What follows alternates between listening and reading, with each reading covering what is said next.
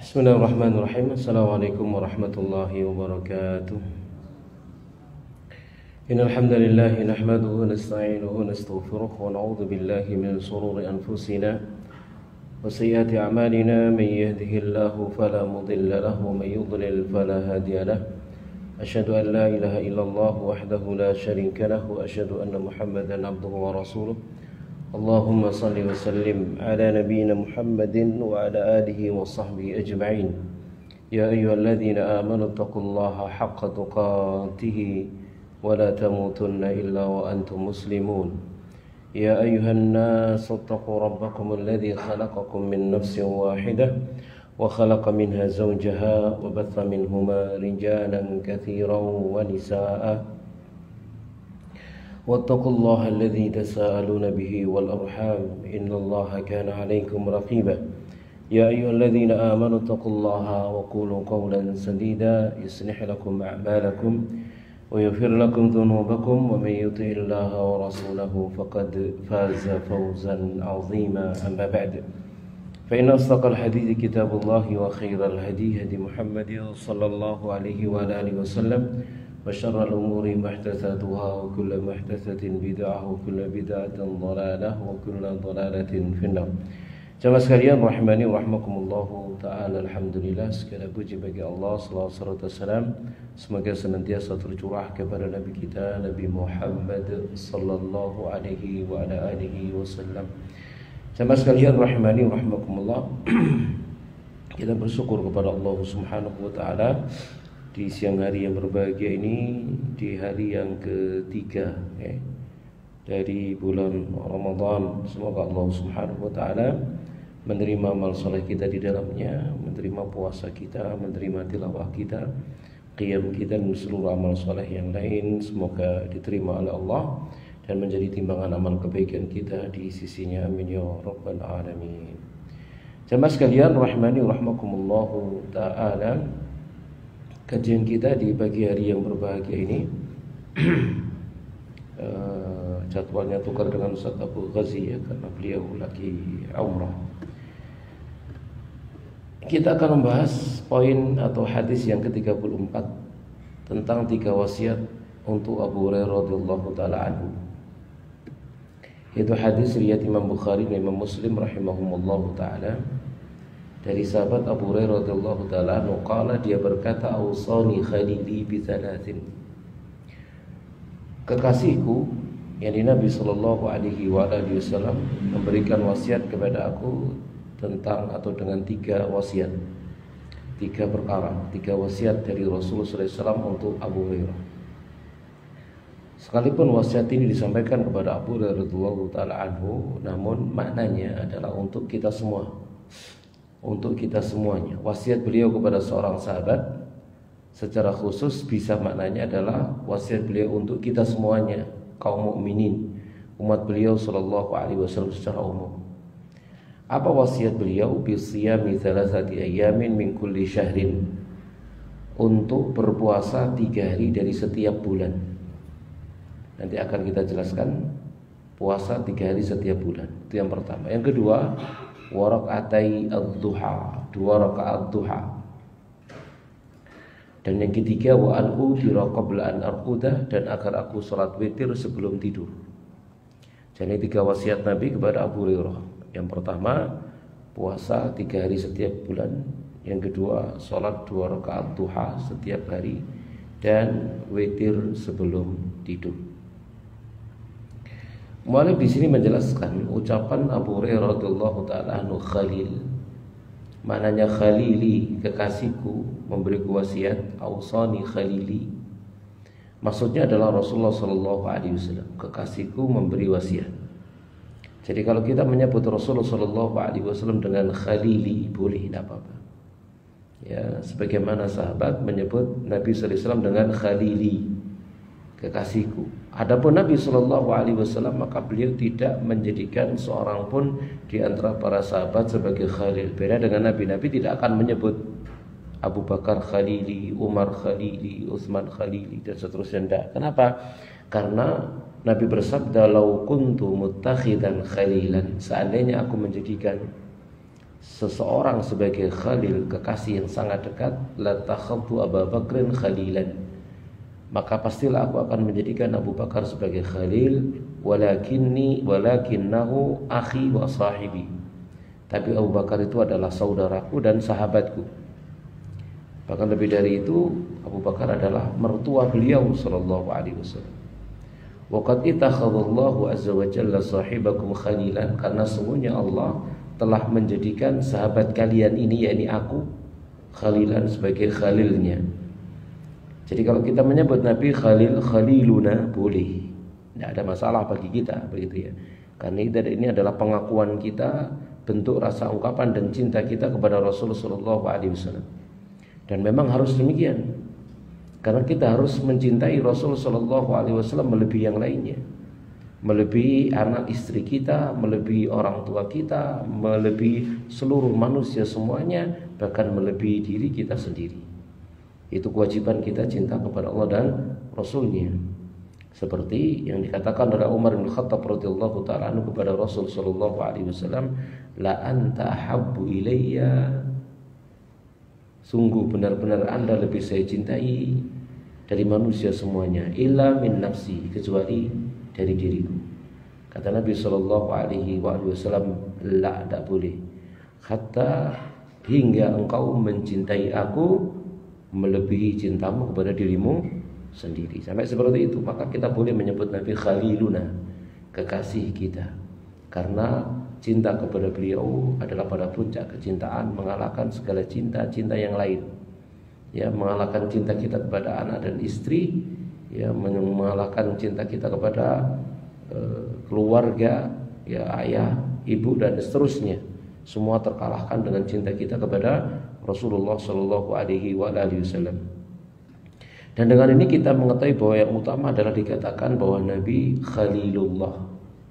Ini lebih dalam daripada ucapan mereka Habibullah, karena memang Allah Subhanahu wa taala menjadikan Nabi sebagai Khalil. Jadi lebih utama kita mengatakan Khaliluna sallallahu alaihi wasallam daripada Habibuna sallallahu alaihi wasallam, ya.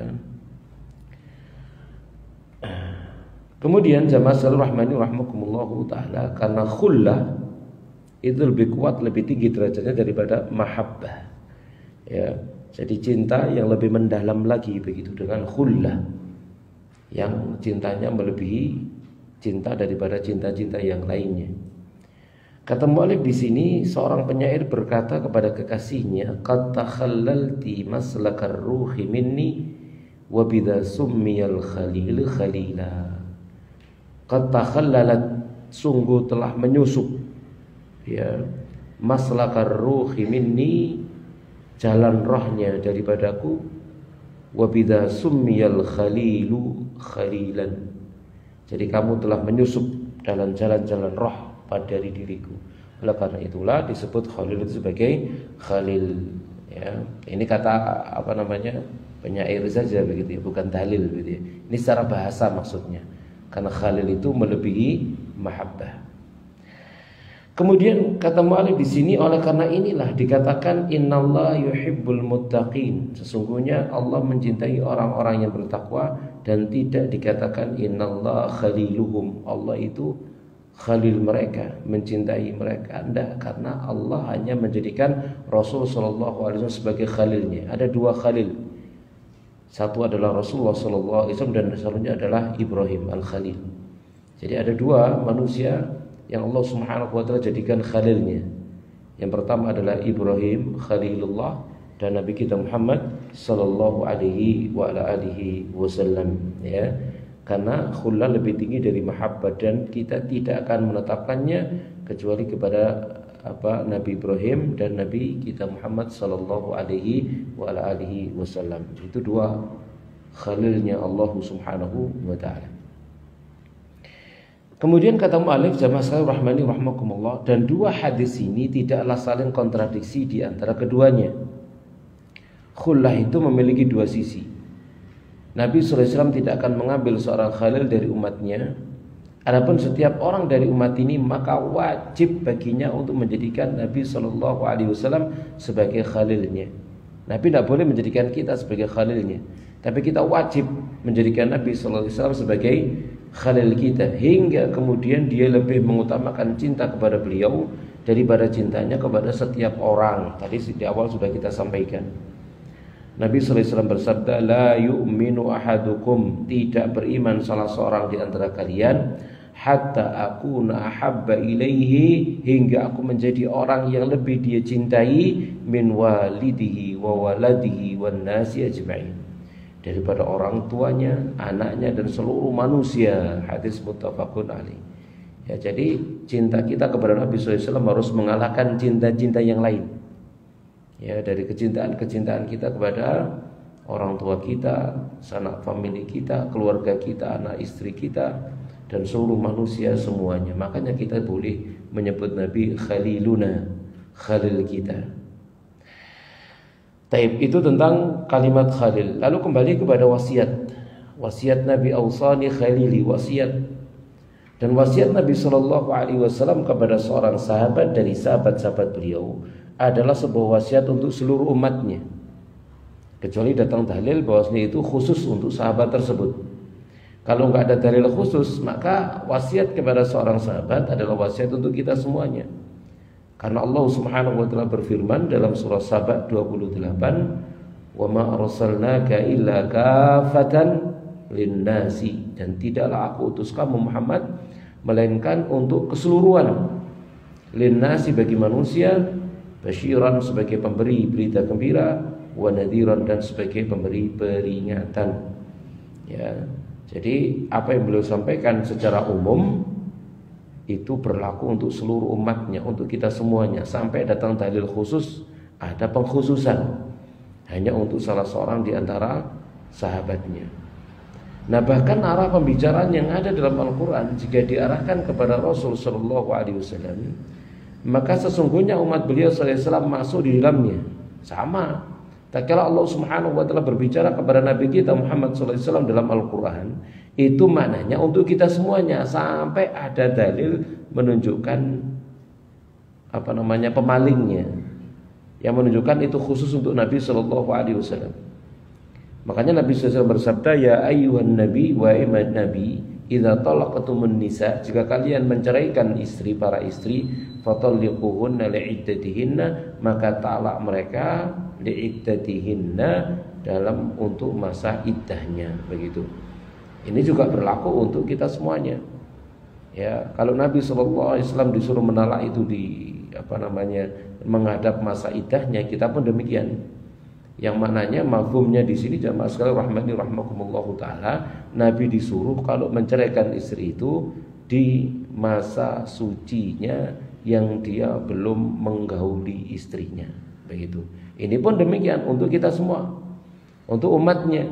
Kalau seorang laki-laki ingin menceraikan istrinya, maka dia ucapkan kata cerai itu pada saat istrinya dalam keadaan suci dan belum dia menggaulinya, begitu. Kalau dia mengucapkan kata talak, kata cerai kepada istrinya di masa haid misalkan, maka dia berdosa. Ya, maka dia berdosa. Harus nunggu, nahan dulu emosinya sampai istrinya suci dan dia belum menggauli, baru kemudian dia menceraikannya, begitu. Kalau tidak, maka dia berdosa. Ya. Ya memang tujuannya akan tak menceraikan, kan begitu. Laki tukaran misalkan begitu ya, berselisih sama istrinya haid, gitu ya. Sudah mau menceraikan, wis ya, ditahan dulu si haid, tak oleh, haram, berdosa. Harus nunggu masa suci dulu, sudah mandi, sudah bersuci, ya. Kemudian belum dia menggaulinya, baru mengucapkan kata talak. Nah, itu adalah aturan dalam Islam. Makanya adalah talak bid'i, ada talak sunni. Talak bid'ah itu talak yang diceraikan saat istri dalam keadaan haid atau saat istri dalam keadaan suci dan sudah digauli. Maka talaknya talak bid'ah namanya. Sekalipun hukumnya jatuh satu, tapi suami itu berdosa melakukannya karena tidak sesuai dengan apa yang dituntunkan oleh Al-Quran dan sunnah Rasulullah Shallallahu Alaihi Wasallam, dan disuruh rujuk. Ya, kalau dia melakukan talak bid'i maka disuruh rujuk. Perintah Nabi rujuk, disuruh rujuk. Nanti kalau kemudian sudah suci lalu belum dia menggoli baru talak lagi, tapi jatuhnya talak 2, kan begitu ya. Tapi itu perintahnya demikian, disuruh oleh Nabi Sallallahu Alaihi Wasallam seperti itu. Ya, ada aturannya gitu ya, ada aturannya. Nah, tatkala Nabi SAW diperintahkan demikian, maka itu juga berlaku untuk seluruh umatnya. Sekalipun spesifiknya di sini bicaranya ya ayyuhan nabi, wahai sekalian, wahai nabi, begitu ya. Apalagi kemudian wasiat beliau untuk salah seorang di antara sahabatnya, seperti yang kita bahas dalam hadis ini, adalah untuk Abu Hurairah, dan itu untuk kita semuanya. Lalu apa wasiatnya? Wasiat pertama adalah puasa 3 hari setiap bulan. Puasa 3 hari setiap bulan ini menandingi puasa pada seluruh bulan. Kenapa? Karena kebaikan itu dilipat gandakan menjadi 10 kali lipat. Kalau kita puasa 3 hari tiap bulan, itu samanya puasa 30 hari. Maka tatkala seseorang itu ingin mendapatkan pahala puasa setahun penuh, maka tidak harus dia puasa setahun penuh. Allah Subhanahu wa taala memberikan keringanan. Pahala amalnya sedikit tapi pahalanya akselerasi.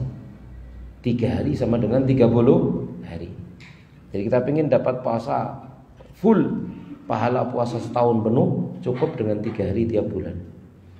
Nah, 3 hari tiap bulan ini jamaah sekalian rahmani rahimakumullah taala, itu bisa 13, 14, 15 boleh, dan itu yang utama, atau kapan saja, pokoknya 3 hari tiap bulan. Ya, Senin boleh, Kemis boleh, atau Selasa boleh, Rebu boleh. Ya, karena tergantung dengan kondisinya. Ustadz, saya liburnya cuma hari Selasa, pekerjaan saya berat.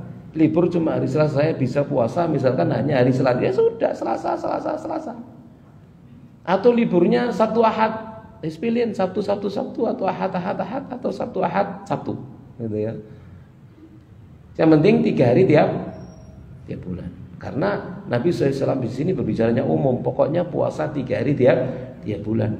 Ya, hadis tadi itu ya. Jadi bisiyami salasati ayamin min kulli syahrin, sesuai dengan apa yang bisa. Jadi kalau puasa Sabtu bukan karena Sabtunya, karena libur. Ketepaan liburnya hari apa? Sabtu. Puasa Ahad memang ada larangan khusus kan gitu ya, mengkhususkan. Tapi ini bukan mengkhususkan hari Ahadnya. Kebetulan liburnya Ahad. Kalau liburnya Rebu ya Rebu, kalau liburnya Senin ya Senin misalkan begitu. Sesuaikan dengan apanya? Sesuaikan dengan kondisi dan keadaannya. Yang penting 3 hari tiap bulan. Ya, lebih utama lagi kalau dilakukan di 13, 14 dan 15, menggabungkan beberapa hadis yang lainnya. Dari Ibnu Abbas radhiyallahu taala anhuma, dari Nabi sallallahu alaihi wasallam beliau bersabda, qala Allah azza wa jalla berfirman, "Idza hamma 'abdi bihasanatin," jika hambaku itu berniat untuk melakukan satu kebaikan, walam ya'malha, lalu dia tidak jadi melakukannya, katabtu lahu hasanah, kutulis untuk dia satu kebaikan. Niat saja, tapi niat yang jujur, bukan niat-niatan. Dan Allah Maha tahu tentang niat seseorang, mana yang niatnya jujur dan mana yang tidak jujur. Sama dengan orang tidak punya uang belas sama sekali, lalu dia berkata, kok aku punya uang ini aku tak sedekah. Kira-kira jujur niatnya, Bu? Sekarang tidak punya uang belas, lalu dia berniat, seandainya aku sekarang punya uang, aku akan sedekah. Jujur? Jujur, Bu? Halo? Ya siapa yang tahu? Hanya Allah yang tahu kejujurannya, kan begitu. Nah, itu akan tampak. Tadi ngomongnya itu niat atau enggak, tatkala bener-bener duwe-duwe. Nah, itu akan tampak. Mesti ae ana wong ngedabrus gak duwe duwe ngomongi sedekah. Durung duwe-duwe, begitu duwe-duwe gak ngetokno balas saya elek. Macam mana sedang api, sedang elek kan betul. Nah, ini berarti nggak jujur dan Allah Maha tahu tentang niat seseorang. Gitu. Kalau niatnya jujur, maka dia dapat pahala satu kebaikan.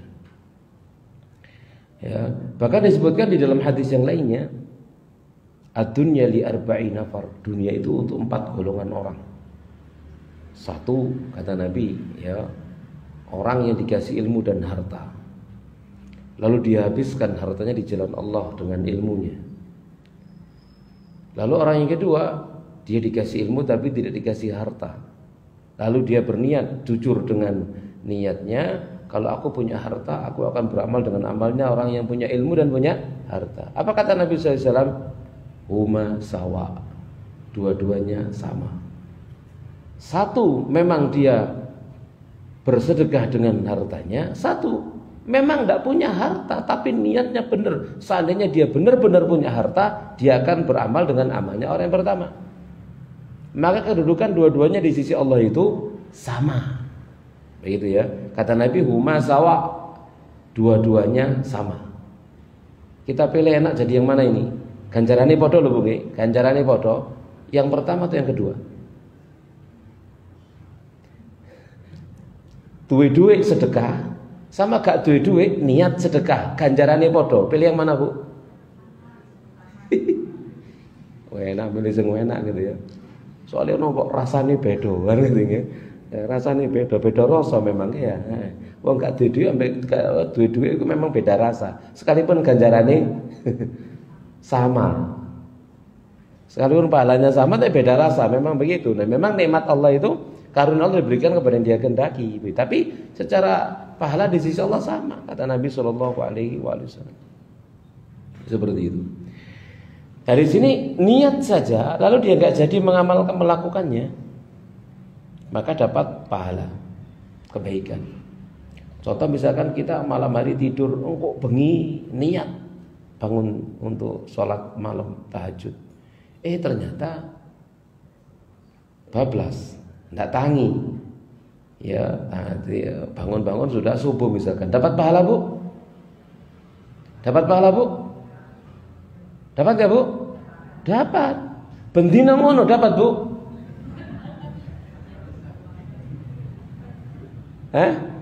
Tiap hari niat, tapi gak tangi belas, gak iso tangi belas oleh ganjaran. Dapat pahala, Bu? Wah, yang penting niati doi, yang penting niati. Ya, dapat pahala, Bu? Oh, dapat. Jangan khawatir. Yang penting yang jelas Allah tahu niat sampai niki ngetabrus ya, apa niat jujur. Karena yang membangunkan pada dasarnya kan Allah Subhanahu wa taala. Tiap hari kita sudah pasang niat bener, lalu pasang beker. Gitu ya. Muni beneran kring setengah loro. Oh si engko ae, pateni cekrek bablas subuh. Oleh ganjaran? Oleh ganjaran? Enggak kalau begitu. Kenapa? Karena dia sudah bangun tapi kemudian enggak melakukan. Kan niatnya itu kalau benar-benar bangun dia akan bangun untuk sholat. Tapi dia sudah dibangunkan, bahkan pasang beker, dimatikan lalu bablas. Disemayani sholatnya. Engkau 5 menit kas, 5 menit wong turu langsung bablas subuh. Nah, kalau seperti itu enggak oleh. Kecuali sudah niat pasang niat, beker juga dipasang, lah gak tahu krungu beker belas. Enggak pernah dengar napa? Alarm wis lek pokoke lek turu budek.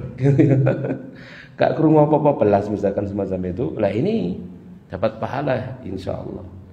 Ya, dengan apa nih? Niat. Atau sudah pesan-pesan kepada anaknya, kepada suaminya, wis pokoke engko digugah. Ya, engko pintunya abi lek wayahe totok. Tibake gak ono sing notok, gak ono sing tangi. Misalkan begitu, ya sudah dapat pahala. Fa inamilah, kalau kemudian dia melakukannya, katab tuha asyra hasanatin. Kutulis untuk dia 10 kebaikan. Niat saja, niat jujur sudah ditulis pahala.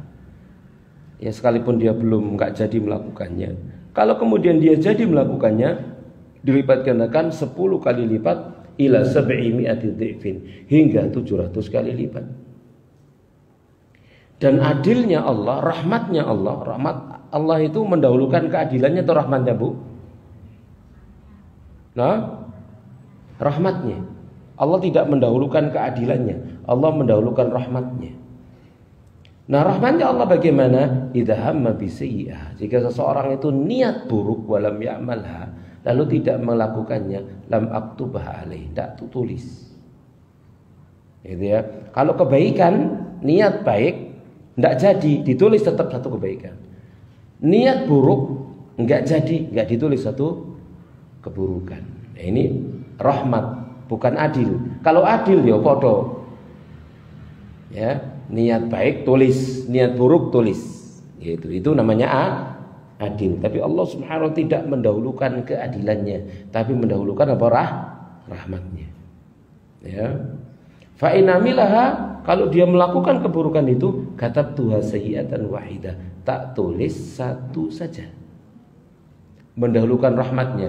Kalau adil-adilan, satu kebaikan lipat gandakan 10 sampai 700 kali. Kalau adil, satu keburukan tulis 10 keburukan lipat gandakan 700 kali keburukan. Itu kalau adilan. Allah tidak adil-adilan dalam masalah ini. Tapi Allah itu mendahulukan apa, Bu? Rahmat dan karunia-Nya. Baik, kembali ke puasa. Dan puasa adalah termasuk di antara sebab-sebab keselamatan dari neraka.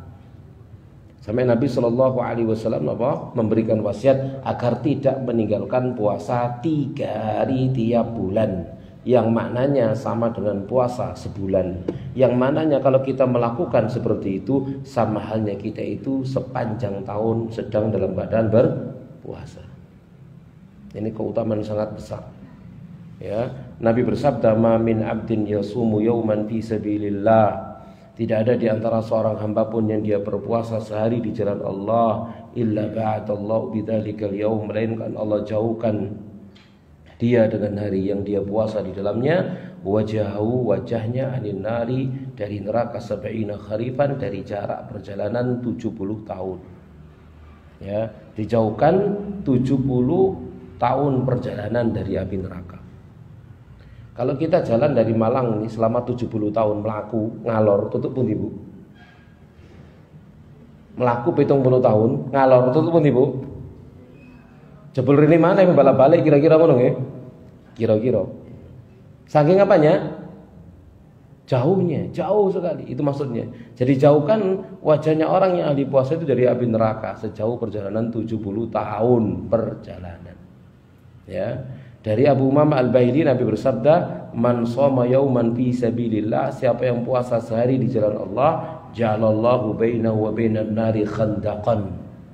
Allah jadikan antara dia dengan api neraka itu parit, kama bainas sama'i wal ardh, yang lebarnya parit itu seperti lebarnya jarak antara langit dan bumi.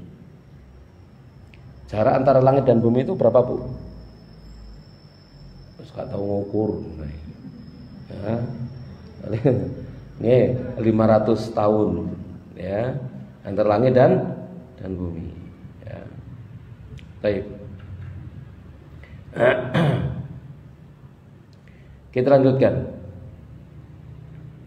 Dan puasa juga termasuk sebab-sebab masuk surga. Nabi bersabda, "Inna fil jannati baban yuqalu lahu Rayyan." Sesungguhnya di surga itu ada satu pintu yang disebut dengan pintu Rayyan. Yadkhulu minhu shaimuna yaumal qiyamah, yang darinya orang-orang yang dipuasa masuk dari pintu itu. La yadkhulu minhu ahadun ghairuhum, dan tidak ada seorang pun selain mereka yang akan masuk dari pintu Rayyan. Ini hanya khusus untuk orang yang ahli puasa. Yuqalu, dikatakan, aina shaimun, mana orang yang ahli puasa? Fayaqumuna, lalu mereka berdiri. La yadkhulu minhu ahadun ghairuhum, tidak akan masuk selain mereka. Faidza dakhalu, kalau mereka yang ahli puasa sudah masuk, ughliqa, ditutup, falam yadkhul minhu ahad, maka tidak seorang pun yang masuk dari pintu tersebut. Maka di sini penting bagi kita untuk menjadikan kita termasuk ahlus siyam, orang yang ahli puasa. Ahli puasa, ingat ya, sekali lagi, tidak harus dia menjadi orang yang tiap hari puasa. Minimal 3 hari tiap bulan. Minimal 3 hari tiap bulan. Kalau sudah Senin Kamis ya sudah nggak usah lainnya ya gitu ya, nggak usah digabung-gabung. Senin Kamis ya sudah Senin Kamis. Ya, bagaimana kalau kemudian Senin Kamis digabung dengan 3 hari tiap bulan? Ya memang ada di antara para ulama yang membolehkannya. Senin Kamis digabung dengan 13, 14, 15 misalkan. Tapi pada dasarnya kalau sudah Senin Kamis itu sudah mencukupi 3 hari tiap bulan. Ya, karena sahabat Nabi SAW yang pernah datang kepada Nabi SAW, dia mengatakan, saya kuat puasa ya Rasulullah, puasalah 3 hari tiap bulan. Saya lebih kuat daripada itu ya Rasulullah, puasalah Senin Kamis. Saya lebih kuat dari puasa itu ya Rasulullah, puasalah Daud. Dan tidak ada yang lebih utama lagi dari puasa Daud. Dan itu adalah puasa yang paling dicintai dan yang terbaik. Ya, jadi dibuat martabat seperti itu. Ya, jamaah sekalian, rahimani rahmakumullahu taala. Jadi tatkala kita ingin dijadikan sebagai ahlus syam, orang yang ahli berpuasa, minimalnya berapa? 3 hari tiap bulan. Jangan ditinggalkan. Ya, sebisa mungkin kita mengamalkannya. Jamaah sekalian, rahimani rahmakumullahu taala. Karena dikatakan ahlus syam, orang ahli puasa itu bukan yang ahli puasa Ramadan. Ramadan jelas kabeh pada poso, tidak punya kelebihan antara satu dengan yang lainnya. Seluruh kaum muslimin semuanya sama. Kenapa? Amal wajib. Ya, yang menjadikan lebih itu amal sunnahnya. Ya, yang menjadikan lebih itu amal sunnahnya. Samanya dengan puasa salat 5 waktu gitu ya. Seluruh kaum muslimin mereka punya kewajiban salat 5 waktu. Dan tidak ada keunggulan antara satu dengan yang lainnya dengan sholat 5 waktunya. Yang menjadi keunggulan dalam masalah sholat tambahannya. Ya, sholat sunnahnya, rawatibnya, duhanya, qiyamul lailnya, dan itu yang menjadikan lebih dari yang lainnya. Tapi yang berikutnya kata mu'allif, dan tatkala Abu Umamah Al-Bahili radhiyallahu ta'ala anhu datang kepada Nabi SAW, dia berkata kepada beliau, ya Rasulullah, murni bi amalin yudkhilunil jannah. Perintahkan kepada saya dengan satu amal yang amal itu bisa memasukkan saya ke dalam surga. Maka qala lahu, Nabi bersabda kepadanya, alaika bis-shaum, hendaknya kamu puasa. Fa innahu la idla lahu, karena puasa itu tidak ada tandingannya. Ya, puasa tidak ada tandingannya. Kenapa? Karena puasa itu adalah ibadah murni untuk Allah. Ya, fa inna fasaumu li wa ana ajzi bihi. Puasa itu adalah untukku dan aku yang akan membalasnya, begitu. Dan puasa itu jamaah sekalian rahmani rahmakumullahu taala, pahala sabar. Yang sabar itu tidak ada batasannya. Innama yuwaffas sabiruna ajrahum bighairi hisab. Ya, sesungguhnya akan disempurnakan pahalanya orang-orang berpuasa itu tanpa ada hisabnya, tidak ada hitungannya. Kalau amal yang lain bisa dihitung 10 sampai 700 kali. Kalau puasa tidak bisa dihitung. Allah Subhanahu wa taala yang akan membalasnya sesuai dengan yang Dia kehendaki. Kemudian kata mu'allif, dan sungguh Nabi SAW telah menganjurkan untuk berpuasa hari Senin, Kamis, 6 hari dari bulan Syawal, hari Arafah, Taswa, Asyura dan yang lainnya. Ya. Kalau kita kembali kepada inti wasiat ini adalah bisyami salasati ayyamin min kulli syahr. Puasa 3 hari tiap bulan. Tadi keterangan sudah kita sampaikan. Itu minimal, jangan kita tinggalkan. Harinya bebas sebenarnya. Afdolnya berapa, Bu? 13, 14, 15. Itu afdol dan utamanya. Kalau sudah Senin Kamis, alhamdulillah itu sudah mencukupi 3 hari tiap bulan, ya. Apalagi puasa apa? Daud. Apalagi sudah jangan digabung. Ya Daud, ya Senin Kamis, ya 3 hari tiap bulan. Ya, nggak usah digabung-gabung begitu kalau sudah Daud nih. Tapi kita lanjutkan jamaah sekalian rahmani rahmakumullahu taala. Wasiat yang kedua, bi rakaatai minad duha. 2 rakaat duha. Yang berikutnya adalah salat duha. Dan salat duha ini seperti dalam hadis Abu Dzar, ada keutamaan khusus. Nabi SAW pernah bersabda, yusbihu ala kulli sulama min ahadikum shadaqatun. Ada kewajiban sedekah tiap pagi yang wajib ditunaikan oleh setiap anggota badan kalian. Fakullu tasbihatin shadaqah, setiap tasbih adalah shadaqah. Wa kullu tahmidatin shadaqah, setiap tahmid adalah shadaqah. Wa kullu tahlilatin shadaqah, setiap tahlil adalah shadaqah.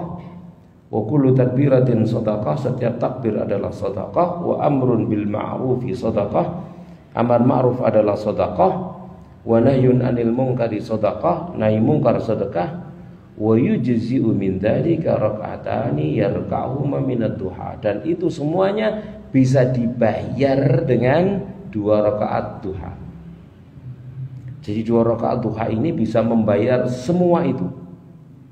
Kalau kita sekarang punya 360 persendian, maka dengan 2 rakaat duha sama halnya kita telah sedekah 360 kali sedekah. Ya, jadi 360 kali sedekah. Pernah Bu dalam satu hari sedekah 360 kali? Pernah Bu? Oh, gampang Ustaz. Saya 360 repis. Ya, atau 3.600. Atau 36.000, ya.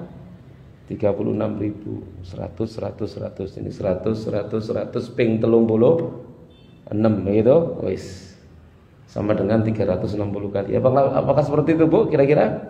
Enggak juga, enggak demikian. Ini adalah sebuah kinayah. Masing-masing anggota badan kita ini punya kewajiban untuk disedekahi. Ya, persendian, seluruh persendian, persendian jari jemari, persendian pergelangan tangan, persendian siku, ya, kemudian bahu, ya, kemudian kakinya, dan semuanya yang ada 360 itu semua tidak perlu kita rinci satu persatu. Itu punya kewajiban untuk disedekahi semuanya. Kayak cara Jawane punya kewajiban diselamati, itu ya, tiap hari diselamati. Dan ternyata bisa dicukupi dengan 2 rakaat duha. 2 rakaat duha bisa dilakukan di awal duha, seperti sholat syuruk itu namanya awal duha, itu sudah mencukupi. Ya, kita diam di masjid sampai matahari terbenam, ya, terbit, ya, lalu sholat 2 rakaat, itu 2 rakaat duha di awal duha. Atau kita pulang, kaum laki-laki ya, pulang dari masjid habis subuh, kemudian nanti waktu duha datang lagi ke masjid lalu sholat duha, ya. Jadi sholat duha disyariatkan dilakukan di mana Bu? Di masjid, ya, bagi kaum laki-laki.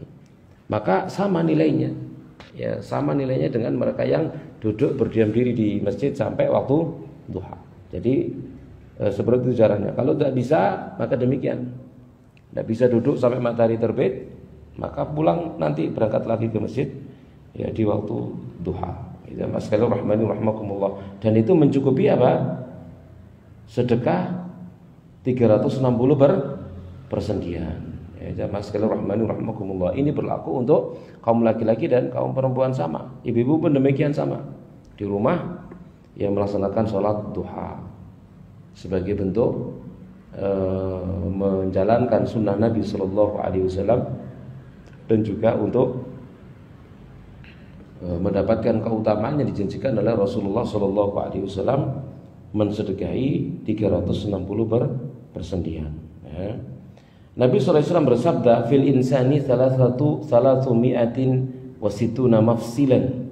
Pada diri manusia itu ada 360 persendian. Fa'alaihi an yatasaddaqa an kulli mafsilin minhu bisadaqah. Wajib dia mensedekahi masing-masing persendian itu dengan sedekah. Qalu, mereka berkata, "Waman yutiqu dzalika ya Nabi Allah?" Siapa yang mampu melakukan ya Rasulullah? Tiap pagi sedekah 360 macam sedekah. Siapa yang mampu ya Rasulullah? Apa kata Nabi? An-nukha'atu fil masjid tadfinuha wa syai'u tunahihi anit tariqi. Itu bisa dilakukan dengan apa? Dahak di masjid yang dia kubur. Artinya kotoran di masjid dia bersihkan. Kalau sekarang kan nggak mungkin ono dahak nih ya. Salin apa? Berkarpet. Di zaman Nabi kan bertanah. Ya orang gampang ngidu cuma di kenapa Bu? Diurugi kan gitu ya, selesai. Gak ketok wis. Kalau sekarang kan nggak mungkin ya pakai tisu dan seterusnya. Gimana ya? Kalau ada kotoran Kita lagi duduk di masjid misalkan, lalu ada kotoran, diambil, disaku, diambil atau dibuang. Ingat hadis ini, kotoran di masjid yang dihilangkan itu bernilai apa Bu? Sedekah. Dan wasyai'u tunahihi anit thariq, dan sesuatu yang dia singkirkan dari jalan. Gangguan di jalan disingkirkan, itu juga sedekah. Jangan malah bikin gangguan di jalan. Jangan malah nutup jalan misalkan begitu ya. Yang tidak ada solusi jalan tersebut. Ya, jadi saya pernah menghadiri satu acara kerabat punya gawe gitu ya. Itu di jalan nutup embong kampung, tidak ada jalan keluar. Siapa yang masuk tidak bisa keluar, siapa yang keluar tidak bisa masuk. Subhanallah. Iki ya kayak gitu ya. Dan kebetulan mobil saya saat itu masuk sana, gak iso. Wis mari acara gak iso metu. Kenapa? Karena jalannya satu-satunya. Ini seperti ini tidak boleh. Ini sunnah disingkirkan gitu tuh. Ya, teror kayak begitu tuh sunnahnya disingkirkan. Ya, yang ganggu, napa itu jenenge ganggu jalan, berpahala itu malahan gitu ya. Karena ini menyingkirkan gangguan dari jalan. Kecuali ada jalan alternatif yang lain, ditutup, diarahkan lewat sini begitu, ya enggak apa-apa. Tapi kalau enggak ada sama sekali enggak boleh. Ya, enggak boleh. Jamaah sekalian rahmani rahmakumullahu taala. Nah, kalau fa'ilam tajid, kalau enggak kamu temukan rakaat duha tujzi'uka, maka 2 rakaat duha itu mencukupimu. Ya, jadi ini keutamaan salat duha, sama hanya kita bersedekah 360 macam sedekah untuk setiap persendian. Ya, kan tadi Nabi SAW memberikan contoh macam-macamnya. Macam-macamnya apa? Tasbih, tahmid, tahlil, takbir, istighfar, misalkan apa? Itu kan macam-macam sedekah maksudnya. Ya, dengan 2 rakaat duha itu sudah mewakili 360 macam bentuk sedekah. Sama sekalian rahimani rahmakumullahu taala, dengan 2 rakaat duha. Ya. Kemudian di sini kata mu'alif, dan barang siapa mencoba untuk menggambarkan dirinya tanpa persendian, bagaimana jadinya kehidupannya? Kita kalau nggak ada persendiannya apa Bu? Enjakengkeng kayak tiang listrik Bu. Ya, noleh gak iso, dingkluk ndak iso, apa ya ora iso. Ya, enjakengkeng ngoten ya. Subhanallah, kita kemarin ada video manusia kayu kena penyakit, ndak iso noleh, ndak iso dingkluk, ndak iso bergerak, ndak iso apa-apa. Jadi melakukannya kayak robot. Subhanallah ya. Dan kita diberikan oleh Allah Subhanahu wa taala kesehatan ya, sehingga kita bisa deklak ya, jalan sana jalan sini. Ini nikmat. Dan Allah Subhanahu wa taala meminta kita untuk mensedekahinya. Mewajibkan kita untuk mensedekahinya sebagai bentuk syukur kepada Allah Subhanahu wa taala. Ya. Dulu ada jamaah bapak-bapak sudah sepuh, dengkulnya itu tidak bisa nekuk. Kenapa? Karena pelumasnya kering. Akhirnya harus disuntiki pelumas buatan. Larang tak murah Bu? Warang. Jutaan kata dia, subhanallah. Lo warang nih dengkul nih. Pelumas itu nih. Subhanallah. Awak dhewe gak kadek. Nah, bayar nih. Ya. Gak kadek bayar. Sama sekali rahmani rahmakumullahu taala. Sehat bisa apa? Bisa mengeluarkan sendiri kan begitu ya. Terjaga dengan sendirinya ini pelumasnya ini. Pun demikian pelumas di dengkul kita gak kadek ngetap Bu. Ya. Kita bayangkan kadek ngetap ya apa Bu? Subhanallah ya. Ya harus 3 bulan sekali ditap kayak sepeda motor awak dhewe gitu ya. Ya pelumasnya ditap. Nah, enggak ada di sini. Kalau ceritanya ngetap Bu. Ya lancar iso melayu terus. Ya penting dipakai. Ndak aus-ausi semacam itu ya.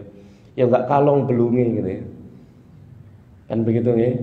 Ya kalau kita sepeda motor kita misalkan begitu ya, atau mesin kita ditap kan aus kan gitu ya. Ada ausnya. Ini belum, ini kan aus subhanallah. Ya. Ini wajib disyukuri. Allah Subhanahu wa taala membuatnya untuk mengingatkan kita, ya, agar kita mensyukuri nikmat-nikmatnya Allah Subhanahu wa taala, ya. Dan di hadis ini adalah termasuk di antara dalil-dalil orang yang berpendapat akan kesunahan melanggengkan sholat duha. Jadi sholat duha itu disunahkan juga langgeng. Berbeda yang dengan yang berpendapat untuk menjadikannya berselang hari. Dan minimalnya adalah 2 rakaat dan tidak ada batasan maksimalnya. 2 rakaat salam pingin maneh, salam maneh sampai tuhur boleh. Mulai matahari terbit, ya, setelah 10 menit atau 15 menit berikutnya lalu kita sholat 2 rakaat, 2 rakaat, 2 rakaat, salam 2 rakaat sampai zuhur, boleh Bu? Boleh, bebas, sak pegele wis. Ya, tidak ada masalah, boleh. Dan seandainya dilakukan dengan 4 rakaat atau lebih, maka tentunya hal itu akan menjadi lebih baik dan agung, bebas. Disebutkan dalam Sunan Tirmidzi dari Abu Dzar dari Rasulullah SAW, beliau bersabda, qala Allah azza wa jalla berfirman, ya bani Adam wa ya Adam, irka' li min awwalin nahari 4 raka'atin akfika akhirahu. Rukuklah 4 rakaat di awal siang, kucukupi akhir siang. Mungkin ini dalil napa jenenge salat duha. Napa? Mendatangkan rezeki gitu ya. Mungkin pakai dalil ini ya. Nek kepengin rezekimu lancar, salat duha. Ojo lali sholat duha. Orang tua dulu kan seperti itu, ya. Tapi pada dasarnya bukan rezekinya, tetapi dicukupi oleh Allah Subhanahu wa taala, cukup. Ya. Jadi irka' li min awwalin nahari 4 raka'atin akfika akhirahu. Kucukupi engkau akhir hari tersebut. Ya, artinya di sini jamaah sekalian rahmani rahimakumullah, kata mu'alif, maksudnya adalah aku akan mencukupimu dari segala keburukan. Ya, atau mencukupimu dari segala kebutuhan pun demikian, mungkin bisa jadi. Ya, karena rahmat Allah Subhanahu wa taala itu luas tak terbatas. Dan Nabi sallallahu alaihi wasallam telah memberinya nama salat awwabin. Salat awwabin adalah salat duha. Ya, ada satu salat khusus, ya, tapi ini palsu. Tidak ada dalilnya. Namanya salat awwabin. Dilakukan 6 rakaat setelah maghrib sampai isya, gitu ya. Ini palsu, ya, seperti itu ya. Ini tidak benar. Ya, dulu saya pernah mengamalkan saat-saat masih SMA, ini puber, saya senang gitu ya, baca bukunya mbah saya. Ya, kemudian ada amalan tertentu begitu, kemudian kita amalkan husnudzon begitu aja ya. Begitu wis gede, wis gerang, lalu belajar, ternyata kano apa nih? Kano dalil biyen waduh tuas napa? Tuas ngamal no biyen dek kan gitu ya, tapi semoga-moga dapat pahala niat napa? Niat baik. Ya, pahala niat baik. Ternyata enggak ada. Dan salat awwabin yang benar bukan begitu caranya. Awwabin yang benar itu salat apa? Salat duha, melanggengkan salat duha, ya. Dan pada permulaan waktunya adalah jika matahari telah meninggi seukuran tombak, dan afdolnya adalah pada saat panasnya matahari sebelum berada di tengah hari. Afdolnya saat panas. Ukuran panas itu apa? Bumi itu sudah panas. Sekiranya kita menginjaknya itu jingkit-jingkit. Ya, kalau bahasa Nabi, saat anak-anak onta itu kalau jalan di pasir sudah jingkit-jingkit. Kenapa? Kakinya tidak bisa menahan panas, karena tulang di sepatu ontanya itu masih lunak sehingga tidak bisa menahan panas. Beda dengan yang sudah dewasa. Ya, onta yang sudah dewasa kakinya sudah keras, ya sudah mati rasa gitu ya, kayak kuku-kuku kita sudah mati rasa. Ya, jadi tidak merasakan panas apa-apa. Tapi kalau anak onta masih lunak, ya, sehingga masih ada indera perasanya, sehingga masih kepanasan. Tapi jamaah sekalian rahmani rahmakumullah taala. Nah, sekitar jam 9-an, jam 10-an gitu ya, itu waktu afdol. Boleh dilakukan di awal waktu tadi itu yang kita kenal dengan nama salat syuruk misalkan itu. Itu aslinya adalah salat duha di awal waktu. Gandeng nyambung dengan apa? Subuh diem di masjid atau ibu-ibu diem di rumah boleh. Kemudian sholat subuh. Ya. Yang berikutnya sekarang jamaah sekalian rahmani rahmakumullah, yang terakhir, wasiat yang ketiga adalah sholat witir. Ya, sholat witir sebelum tidur. Ini pesan Nabi SAW kepada Abu Hurairah. Sholat witir sebelum tidur. Ini jamaah sekalian rahmani rahmakumullah taala hendaknya diamalkan oleh salah seorang atau siapa saja di antara kita yang kebiasaannya ternyata lek sholat malam mek semayan tok. Paham nggih? Lek sholat malam apa? Semayan tok. Disemayani tok engko sholat insyaallah. Ternyata ya beneran insyaallah juga. Gak tangi temenan. Ya bablas subuh bendino ngono gitu ya. Wis niat tangi gak tangi, niat tangi gak tangi, sudahlah, jangan tidur kecuali sholat witir. Sudahlah, kita harus tahu kebiasaan kita. Gitu ya. Atau mungkin dalam keadaan kita capek banget, khawatir nanti gak bisa bangun. Sudah, jangan tidur kecuali sudah sholat. Sholat witir baru kemudian tidur. Ya, dan witir itu tidak harus di akhir malam, tidak harus, tapi itu utama. Ya, boleh kita lakukan witir itu di awal malam. Ya seperti kalau sekarang taraweh itu ya, kemudian langsung witir, nanti sholat malam tanpa witir, tidak ada masalah. Sholat malam nanti tanpa witir. Dan jangan imamnya ditinggal, imam witir sampean mulai. Ini banyak dilakukan di masjid-masjid, banyak jamaah masih ada yang melakukan seperti itu.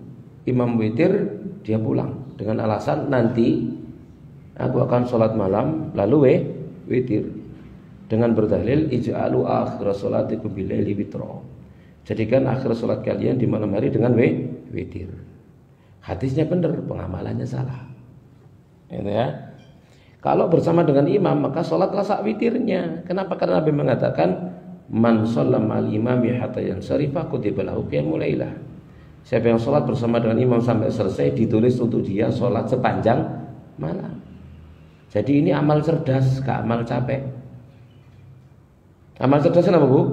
Sholat bersama imam saat witir-witire marunu turu oleh ganjaran sholat sepanjang malam. Itu cerdas gitu ya. Kalau amal capek, imam witir mulai nanti sholat malam, masih sholat malam gak oleh ganjaran sholat sepanjang malam. Pilih yang mana Bu? Cerdas nopo capek?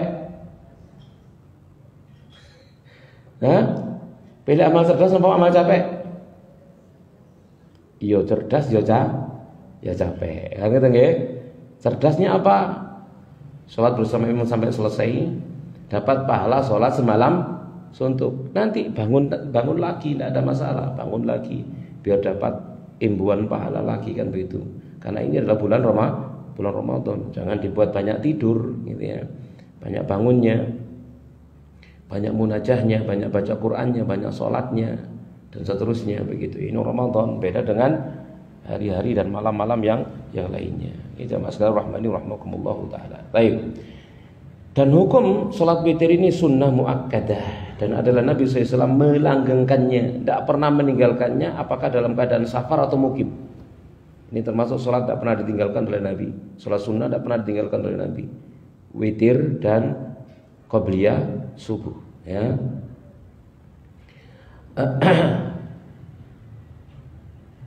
Kok Arli? Ali harusnya ya. Kenapa kok Arli? Oh, no sahabat jenenge Arli. Hah? Bawis jenenge ya. Ali radhiyallahu taala anhu, keliru nih. Al witru laisa bihatmin. Witir itu tidak wajib. Kasalatil maktubah seperti salat fardu. Walakin akan tapi sanna Rasulullah sallallahu alaihi wasallam. Rasul sallallahu alaihi wasallam sunnahkannya.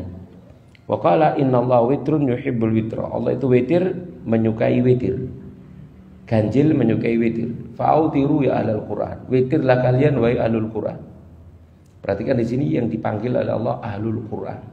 Maknanya memang membaca Quran dilakukan di malam hari di dalam sholat. Witirlah kalian wahai ahlul Quran, orang yang ahli membaca Al-Quran. Disuruh membaca Al-Quran di malam hari di dalam sholat, ya, dalam witirnya, dalam qiyamul lailnya, begitu maksudnya. Minimalnya witir itu 1 rakaat. Nabi bersabda, man sya'a falyutir bi khamsin. Siapa yang mau maka silakan witir dengan 5. Wa man sya'a falyutir bi thalathin. Siapa yang mau maka silakan witir dengan 3. Wa man sya'a falyutir bi wahidah. Siapa yang mau maka hendaknya dia witir dengan 1 rakaat. Ya, jadi bebas. Ya. Kelima dan ketiga rakaat ini jika mau maka boleh dilakukan dengan sekali duduk dan sekali salam. 3 rakaat langsung sekali salam, 5 rakaat langsung sekali salam, dan jika mau maka dilakukan dengan salam di antara setiap 2 rakaat, dan inilah yang afdol. 3 rakaat boleh, 2-1 boleh, 5 rakaat boleh, 2-2-1 boleh, gitu ya. Dan yang 2 rakaat salam ini lebih utama karena sholatul laili wan nahari matna. Salat malam dan siang itu 2 rakaat salam, 2 rakaat salam, ya. Dan waktu pelaksanaan salat witir adalah sejak dari salat Isya,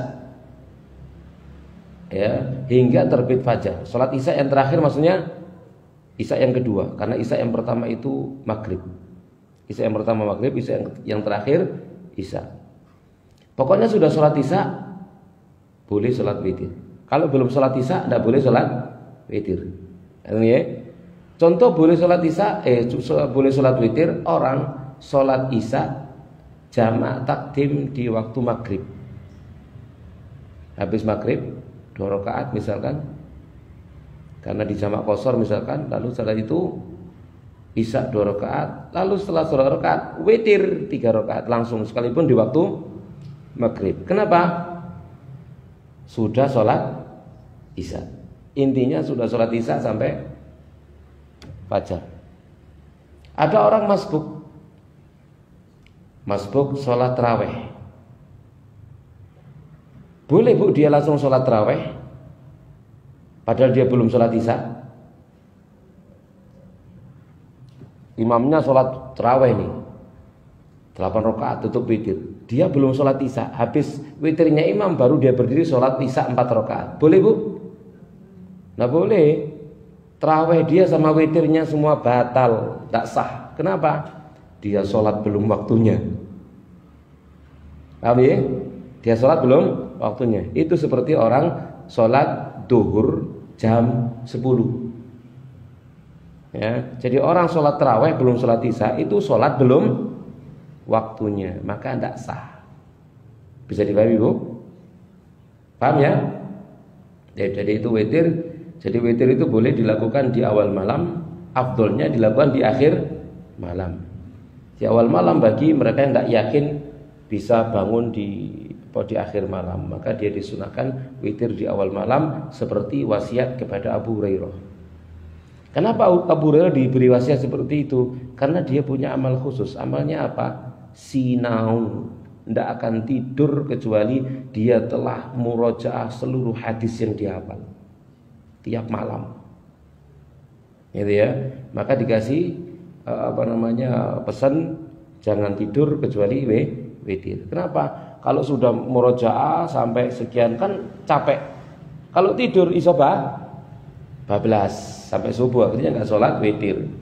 Maka dikasih pesan witir sebelum tidur, gitu ya. Ini pun demikian bagi kita juga menyesuaikan tadi itu, ya. Ya, tergantung kebiasaan kita. Kita milih sebelum tidur atau sesudah tidur, sesuai dengan apa yang bisa mampu kita lakukan. Disesuaikan dengan fisiknya, kesibukannya, kecapeannya, ngantuknya dan seterusnya, begitu disesuaikan. Ya.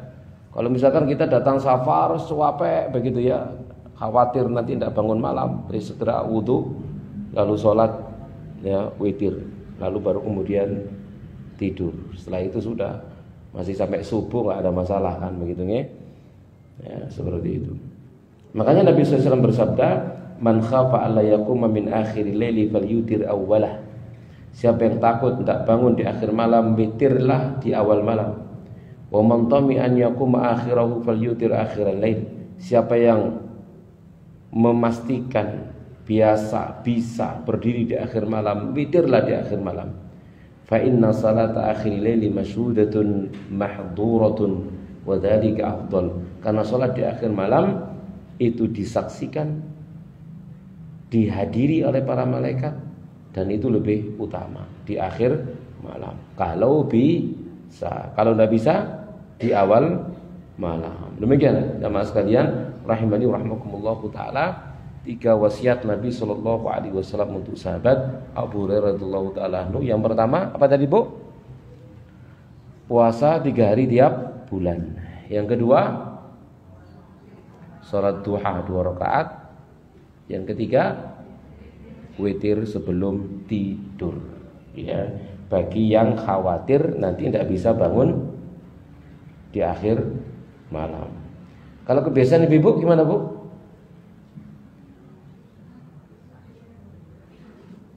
Tidur dulu baru witir, atau witir dulu setelah tidur? Bebas, sakarepe, terserah. Ya, terserah. Ya, walhasil pokoknya jangan ditinggalkan. Dan ini yang da'bus sholihin. Ini adalah kebiasaannya orang-orang soleh. Kita atau siapapun seseorang itu akan disebut soleh, diantaranya adalah kalau dia sholat apa? Witir. Ya. Tapi demikian jamaah sekalian rahmani rahimakumullah, kita buka sekarang tanya jawab. Kalau bertanya kita persilakan. Fadhol. Ada pertanyaan? Nggih. Waalaikumsalam warahmatullahi wabarakatuh.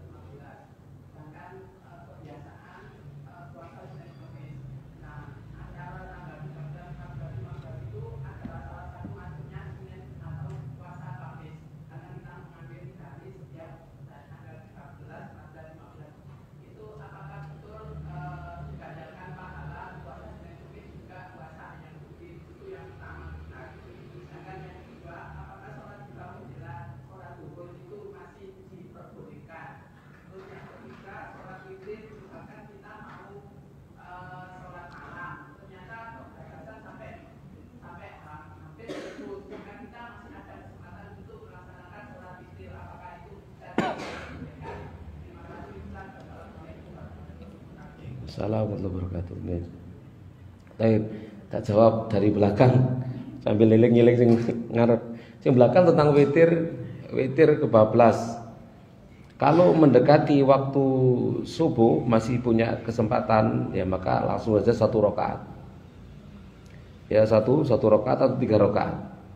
1 rakaat atau 3 rakaat. Pokoknya 1 rakaatnya awal itu masih di waktu subuh, maka tidak apa-apa, lanjutkan sampai 3 rakaat. Ya, karena man adraka rakaah faqad adraka shalah. Siapa yang mendapati 1 rakaat maka dia sudah mendapati salat tersebut.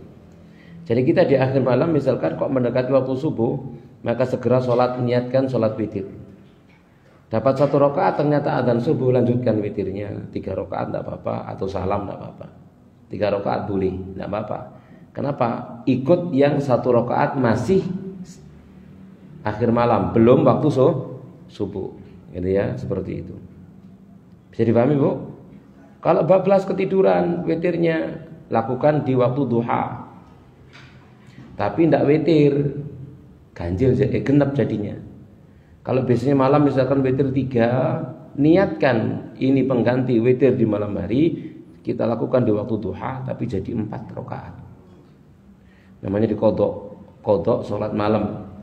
Ya, tapi tidak genap, tidak ganjil, tapi genap. Kata Nabi SAW, siapa yang di malam hari dia punya kebiasaan khizib, ya, kebiasaan zikir dia, baca Qur'annya atau sholatnya misalkan, lalu ketiduran, lakukan di waktu antara terbit matahari sampai zuhur, artinya di waktu duha, maka dapat pahala seperti dia melakukannya di waktu malam. Itu solusinya, paham, Bung? Jadi kalau ketiduran, lakukan di waktu duha. qadha tadi malam, maka pahalanya sama. Pahalanya sama dengan kita melakukannya di waktu malam, sekalipun kita lakukan di waktu duha. Tapi bedanya kalau malam ganjil, kalau siang genap. Ya kalau biasanya 3 jadi 4, biasanya napa jenenge 7 jadi 8, biasanya 11 jadi 12. Ya seperti itu. Tergantung kebiasaannya. Kemudian yang kedua, menggabungkan antara Senin Kemis dengan Ayyamul Bid. Apakah boleh? Jawabannya tergantung. Tergantung. Kalau dia punya kebiasaan Senin Kemis, memang Senin Kemis itu yang rutin, maka digabung dengan 13, 14, 15 dapat pahala. Ya Senin Kemisnya ya 13, 14, 15-nya. Tapi kalau dia nggak punya kebiasaan puasa Senin Kemis, lalu dia puasa 13, 14, 15 pas bareng dengan Senin, Rabu, Kemis, ya dia nggak dapat pahala Senin Kemis. Kenapa? Bukan kebiasaannya. Dia hanya dapat pahala puasa 3 hari tiap bulan. Paham Bu? Baik. Nah ini pertanyaan yang pertama menglali. Apa yang pertama? Oh iya, sholat duhur sholat duha menjelang sholat duhur boleh, tidak apa-apa. Pokoknya belum masuk waktu duhur. Sekarang duhur misalkan setengah 12, lalu sholat duhanya setengah 12 kurang 10, boleh, tidak apa-apa. Iya. Yang lain Ibu, silakan. Iya.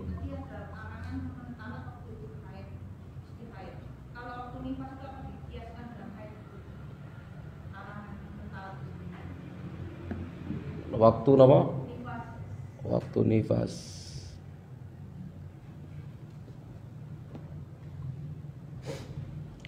Sebentar. Aku ragu jawabnya.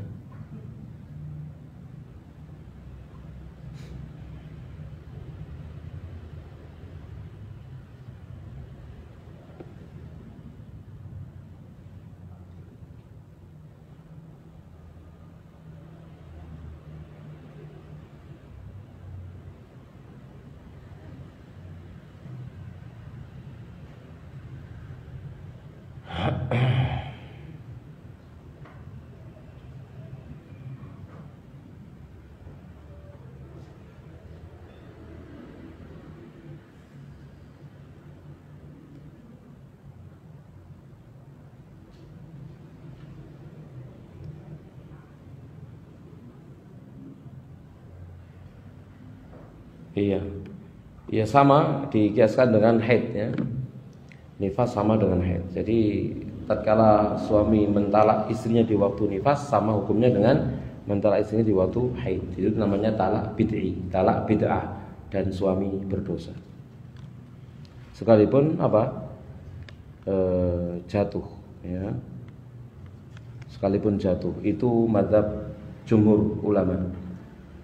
Adapun pendapat ada pendapat yang lain tidak jatuh talak ya, karena talak bid'i dan diharamkan. Tapi yang rajih insyaallah dalam pendapat jumhur, sekalipun itu bid'i tapi jatuh talak. Dan tadi sudah kita sampaikan disuruh untuk merujuk ya, kalau memang nanti jatuh pengen nalak saat dia suci seperti itu. Paham ya? Bagaimana sikap kita jika dalam grup ada ajnabi? Ajnabi? Oh, ini macam ini. Oh, macam ini. Yang menjual jimat penglaris atau pengasih. Grup yang dimaksud adalah grup jual beli. Mohon nasihatnya Ustaz. Oh, iya. Ada orang yang menjual jimat, penglaris, pengasihan. Ya. Ini maksudnya adalah grup jual beli, mohon nasihatnya. Tapi ya harus amar ma'ruf nahi mungkar. Ya artinya dinasihati jual beli jimat penglaris itu hukumnya haram. Ya karena jimat penglaris dan pengasihan ini masuk dalam kategori satu sihir. Kalau itu pengasihan ya, dan penglaris itu masuk ke dalam kategori sihir. Kemudian juga masuk dalam kategori tamimah. Man ta'alaqa tamimatan faqad asyrak. Siapa yang menggantungkan tamimah jimat, maka dia telah berbuat syirik. Ya, dia telah berbuat syirik. Jadi harus diingatkan. Ya, jangan jual jimat penglaris begitu ya.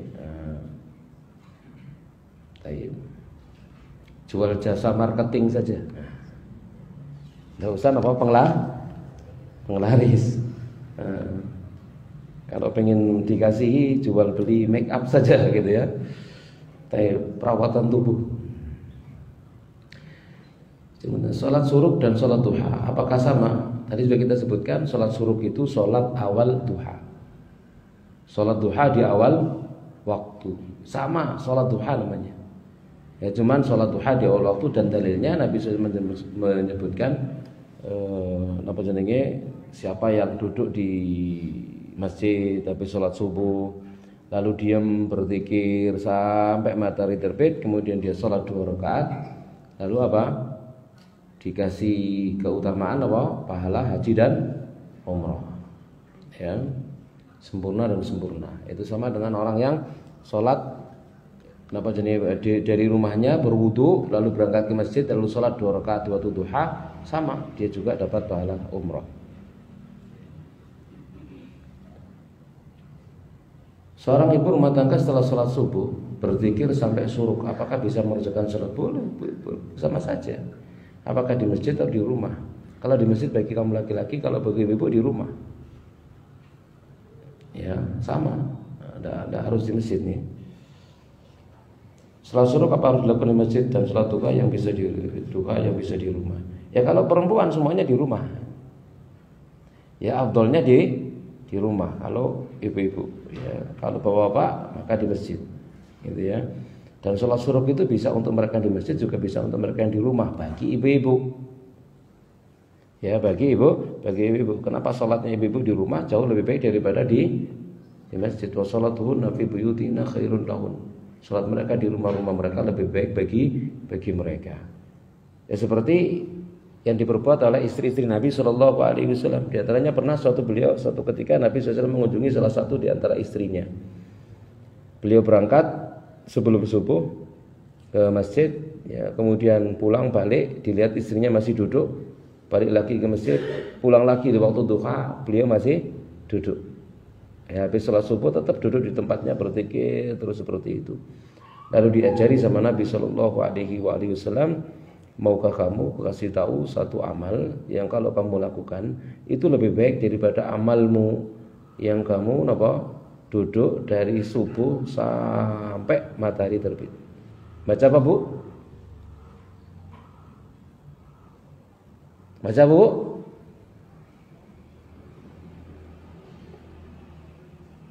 Tiap pagi dibaca loh Bu. Sobat masak.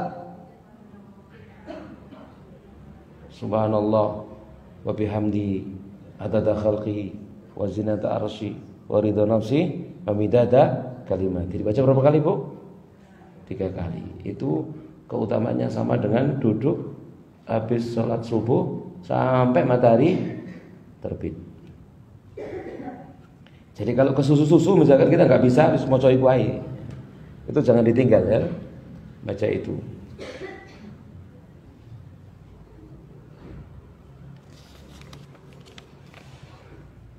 Bagaimana hukumnya menggunakan bahan tambahan pangan, perisa dan aroma yang sudah berlabel halal, tapi aromanya sangat mirip dengan salah satu jenis khamr, rum.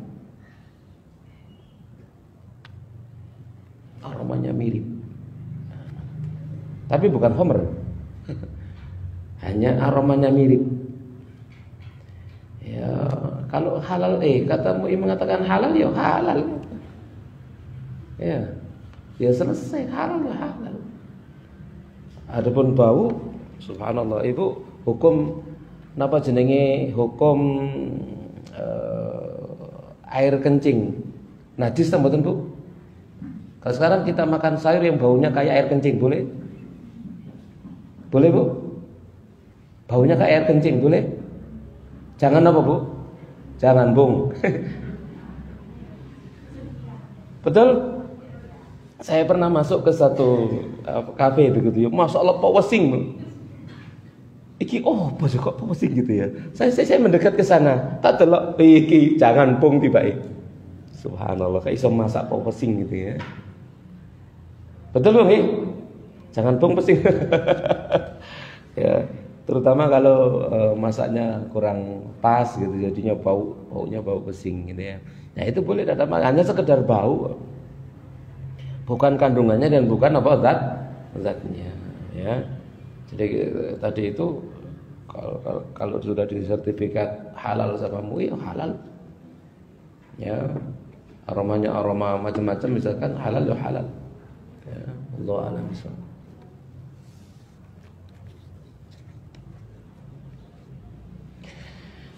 Baik, cukup Ibu-ibu. Tapi demikian jamaah sekalian rahmani rahmakumullah, apa yang bisa kita bahas semoga bermanfaat. Insyaallah kita akan ketemu di bulan Syawal bulan ya.